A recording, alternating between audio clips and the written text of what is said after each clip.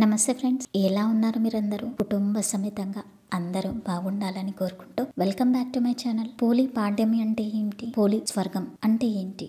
ఎలా జరుపుకోవాలి ఈ పర్వాన్ని? కార్తీక మాసం మొత్తం 30 రోజులు మన స్త్రీలందరూ మార్నింగే నిద్రలేసి, అంటే బ్రహ్మ ముహూర్తంలో నిద్రలేసి కార్తీక దీపాలు వెలిగిస్తూ ఉంటాము.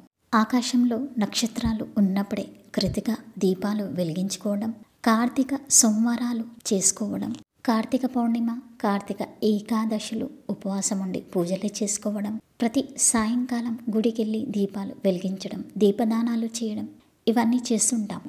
అయితే ఈ నెల రోజులు కార్తీక మాసంలో మన స్త్రీలకి నెలసరి అని ఒకటి ఉంటుంది కదండి, అది నేచర్ గిఫ్ట్ అని అంటారు. అయితే ఆ నెలసరి ఉన్నప్పుడు మనం కొన్ని పూజలు చేయలేకపోతాం, అంటే కార్తీక దీపాలు వెలిగించలేకపోతాం అన్నమాట. అయితే ఈ 4 రోజులు మనము పూజ మిస్ అయ్యాము, దీపాలు వెలిగించలేకపోయాము అనే బాధ అయితే ఉంటుంది కదండి. ఈ 4 రోజులు కూడా దీపాలు వెలిగించిన పుణ్యం లభించడానికి పోలి పాడ్యమి అనేది మనకు మంచి అవకాశం అని చెప్పవచ్చు ఫ్రెండ్స్. పోలి పాడ్యమి రోజు ఇలా నేను చేసిన, అంటే ఈ వీడియోలో చూపిస్తున్నట్టుగా సింపుల్గా మనం ఇంట్లోనే చేసుకున్నాం అనుకోండి, కార్తీక మాసం మొత్తం 30 రోజులు మనము పూజ చేశాము అని ఫలితం కలుగుతుందన్నమాట. పోలి పాడ్యమి అంటే పాడ్యమి తిథి మార్గశిర మాసంలో ఉన్నప్పుడు చేస్తామండి.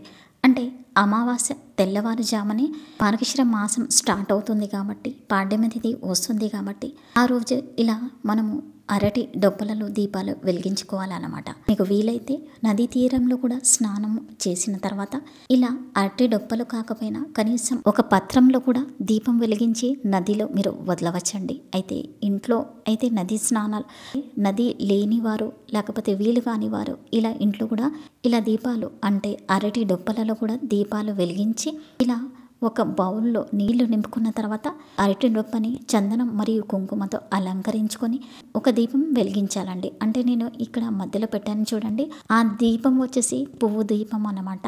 అంటే 33 వత్తులు వేసి దీపాలు వెలిగించవచ్చు అనమాట. అయితే దానితో పాటు నేను ఉసిరి దీపాలు కూడా వెలిగిస్తున్నాను. అయితే ఎవరికైతే వీలు కాదో, అరటి డొప్పలు అవైలబుల్ లేవు అని అనుకుంటారో వాళ్ళు కనీసం ఉసిరి దీపాలు కూడా ఇలా పోలి పాడ్యమి రోజు నీళ్ళలో వదలవచ్చండి. ఇక్కడ నేను వత్తులు, ఇది వచ్చేసి 33 వత్తులు అండి. ఇలా నేను ఇంట్లోనే తయారు చేసుకున్నాను అనమాట. సో ఇలా దీనితో పాటు ఉసిరి దీపాలు కూడా వెలిగిస్తున్నాను. ఈ నీళ్ళని మీరు గంగా జలం లాగా భావించాలండి. లేదా నీళ్ళలో దీపాలు వదిలేటప్పుడు నది తీరంలో నేను ఈ దీపాలు వదులుతున్నాను అనే భావనతో మీరు ఇలా మనసుపూర్తిగా పూజ చేశారనుకోండి, ఆ పూర్తి పూజా ఫలం మీకు దక్కుతుందని చెప్తాను. నేను ఇలా ఇంట్లోనే సింపుల్గా చేసుకున్నానండి. ఉసిరి దీపాలు నేను పెట్టడం వల్ల బరువు ఎక్కువ అయిపోయింది కాబట్టి, ఈ అరటి డొప్ప వచ్చేసి నీళ్ళలో మునుగుతుంది కాబట్టి నేను కింద ఒక పళ్ళెం పెట్టాను అనమాట. ఆ పళ్ళెం పెట్టిన తర్వాత ఇలా అరటి డొప్పలలో ఉసిరి దీపాలతో పాటు ఇలా 33 పువ్వు వత్తులు ప్రిపేర్ చేసుకున్నానండి. ఈ పువ్వు వత్తులు వచ్చేసి మీకు అంటే షాప్లో కూడా దొరుకుతాయి, మీరు ఇంట్లో కూడా ప్రిపేర్ చేసుకోవచ్చండి. మీకు వీలైతే నేతితో కానివ్వండి లేదా నువ్వుల నూనెతో కానివ్వండి తడిపి ఇలా దీపాలు వెలిగించుకోవాలండి. ఇలా వెలిగించుకోవడం వల్ల ఎవరైతే కార్తీక మాసంలో కొన్ని దీపాలు వెలిగించలేకపోతారు కదండి, ఏదో బయటికి వెళ్ళవలసి వస్తుంది, లేకపోతే మన స్త్రీల ప్రాబ్లం అవ్వచ్చు కదండి, దానివల్ల ఇలా దీపాలు మనం వెలిగించుకున్నాము అనుకుంటే మనకి కార్తీక మాసంలో వెలిగించినంత పూర్తి పూజాఫలం దక్కుతుందన్నమాట. అంటే నెల రోజులు కార్తీక మాసంలో 30 రోజులు మేము వెలిగించాం కదండి, మరి ఇది వెలిగించుకోవాలంటే ఇంకా ఎక్కువ పుణ్యం కావాలంటే, ఇంకా ఎక్కువ మనకి పుణ్యం లభించాలంటే ఇలా దీపాలు వెలిగించుకోవడం మంచిదని చెప్తానండి. దీపాలు ఎన్ని వెలిగిస్తే అంత తక్కువనే అండి. అయితే ఈ పోలి పాడ్యమి రోజు మనకి మరుసటి రోజు అమావాస్య తెల్లారే వస్తుంది కాబట్టి మీకు వీలైతే బ్రహ్మ ముహూర్తంలో కానివ్వండి లేదా సాయంకాలం పూట కూడా మీరు ఇంట్లో ఇలా పేడతో అలికి ముగ్గు వేసి ఇలా దీపాలు వెలిగించుకోవాలి. ఇప్పుడు మనకి ఫ్లాట్స్ వస్తున్నాయి కాబట్టి, అన్ని ఫ్లాట్ సిస్టమ్ అయిపోయింది కాబట్టి మనకి వీలు ఉండదు కాబట్టి ఇలా నేను ఇంట్లోనే ఒక చిన్న ముగ్గు వేసి ఆ ముగ్గు మీద ఇలా నేను దీపాలు వెలిగించుకుంటున్నానండి.